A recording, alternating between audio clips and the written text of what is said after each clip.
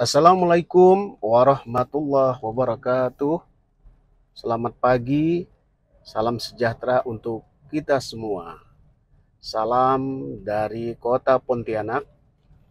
Saat ini saya berada di jalan Jerujuk ini ya. Di sebelah kiri adalah pelabuhan kota Pontianak. Matahari masih pagi nih guys, hampir pukul 7 pagi, di mana saatnya anak-anak sekolah masuk sekolah, pegawai masuk kantor. Dan inilah Pontianak, kota yang aman, tentram, dan nyaman. Oke guys, kali ini saya ingin membahas masalah sumber daya yang ada di Kalimantan Barat. Salah satunya adalah boksit. Beberapa waktu lalu ya, ada salah satu seorang pengusaha di bidang boksit ini itu dimintai keterangan oleh polisi. Dimintain keterangan oleh polisi, tentunya ada sesuatu yang salah atau melanggar aturan. Cuma nanti apakah berujung kepada penetapan tersangka atau tidak, kita tunggu nanti ya guys. Kita tidak boleh mendahului hukum. Yang ingin saya sampaikan adalah boksit itu adalah hasil tambang yang tentunya membuat alam ini bisa rusak, dalam artian lingkungan, terutama hutan ataupun lahan itu bisa rusak karena yang diambil itu bagian bawahnya, sehingga bagian atasnya itu akan terbuang sia-sia. Ini sering dikritik oleh para pencinta lingkungan hidup atau LSM yang bergerak di bidang lingkungan hidup terkait tambang ini. Nah, Kalimantan Barat itu sangat kaya dengan hasil tambang ini. Itu baru boksit ya, belum lagi emas. Kita tahu dari dulu emas itu merupakan daya tarik orang-orang luar datang ke sini. Seperti orang-orang Tionghoa datang ke Kalimantan Barat, itu mereka sebenarnya hanya ingin berburu emas ya. Dengan membawa keluarga mereka mencari tambang emas, kemudian mendapat izin dari Kesultanan ketika itu, sehingga banyaklah muncul tambang-tambang emas ketika itu. Kalau di Sabas itu di daerah Montrado, sekarang masuk Penggayang. Emas ini memang luar biasa banyak di Kalimantan Barat. Cuman persoalannya pengelolaannya atau menambangnya itu masih tradisional, sehingga banyak istilahnya peti ya, peti pertambangan tanpa izin, dan ini dilakukan oleh masyarakat.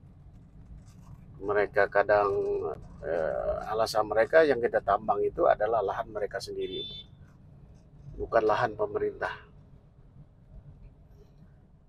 Sementara pemerintah juga kadang-kadang tidak berdaya ya, tidak berdaya menghadapi peti ini karena saking banyaknya, banyak ditemukan di Kabupaten Landa, Sintang, Kapuas Hulu, dan sebagainya. Di sini membuktikan bahwa emas itu memang banyak di Kalimantan Barat. Ada juga intan ya, intan itu di Landa umumnya banyak ditemukan. Jadi dengan begitu kayanya Kalimantan Barat ini, sehingga kalau tidak ditangani dengan baik dan benar, itu bisa memicu konflik. Bisa memicu konflik karena berkaitan dengan perut ya. sudah sering pemerintah melakukan penertiban, terutama polisi, justru polisinya yang diserang di demo. Saya pernah menyaksikan polsek di Mandor itu didemo oleh masyarakat. Jadi ada yang ditangkap lalu mereka tidak terima. Jadi mereka melakukan aksi menuntut yang ditangkap itu dibebaskan. Saya juga pernah mengalami pernah trauma ketika ikut rombongan penertiban peti di Kabupaten Landak.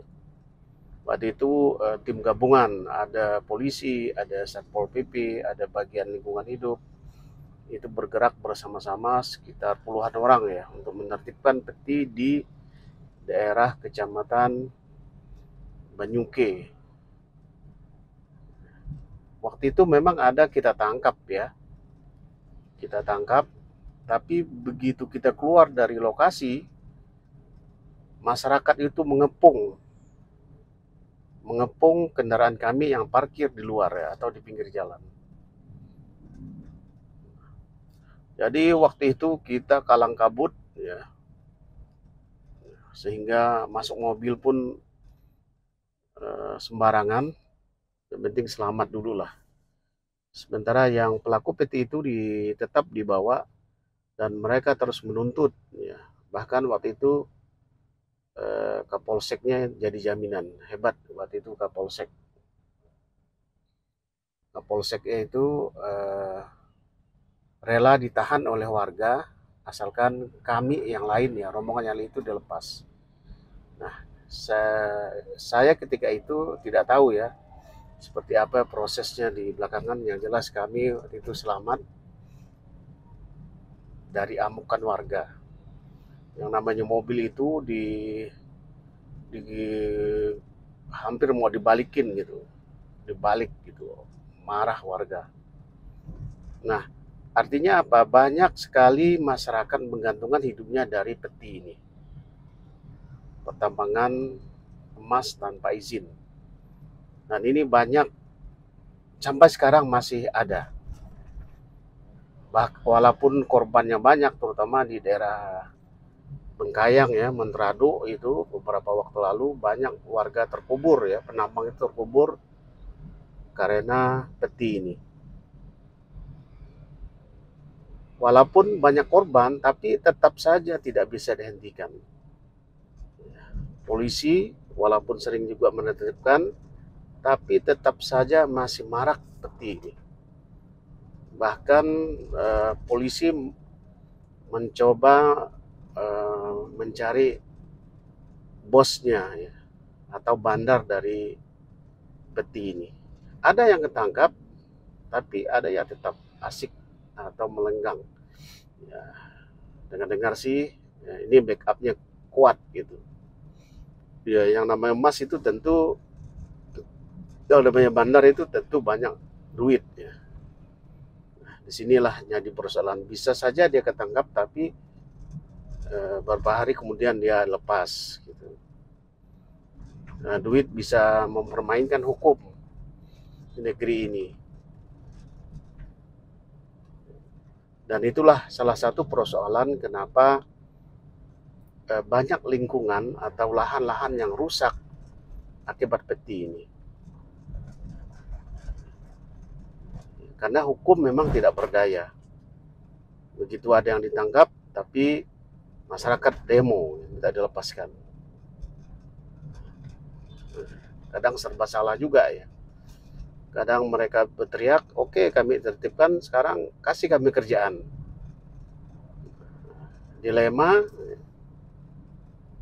pemerintah bisa menertibkan tapi juga tidak bisa memberikan lapangan pekerjaan. Nah, itulah persoalannya guys. Oke guys, sampai sini dulu. Nanti kita lanjutkan lagi.